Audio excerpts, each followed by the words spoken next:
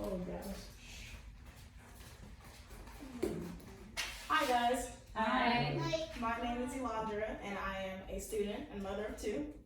I'm going to spend the next few minutes telling you about me. I'd like to start by reading a quote from Maya Angelou.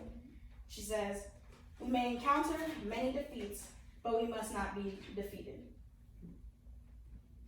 I grew up in a small country city in northern Georgia with my mom, my stepdad, and my sister. For as long as I can remember, I wanted to become a doctor.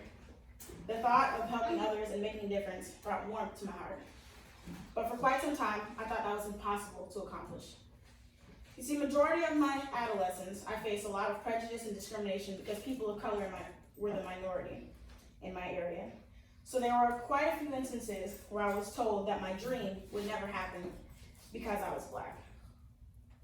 But in 2012, I moved to Florida, and for the first time in my life, I experienced a bit of a culture shock because there was so much diversity. Having to start over in a new place was a bit challenging for me. After all, I was only 16 or 17 years old, and I was a junior in high school. After that long 2 years, I finally graduated. With no hesitation, I got my first job, and after a few months, I was presented with the thought, what am I gonna do for the rest of my life? So I enrolled in college and started taking classes. Within my first semester, I got pregnant, and I was 19. That was it. My life was over, or at least that's what people told me. I continued to work and take classes for a little bit until I could no longer afford the classes, and then I stayed at home with my baby. A year went by, and I was pregnant again. Engaged, mother of two, and no degree. Oh yeah, my life was for sure over. For a while, I was stuck in a space of unhappiness. When I think back on it, I think of something I heard from a motivational speaker, Trent Shelton.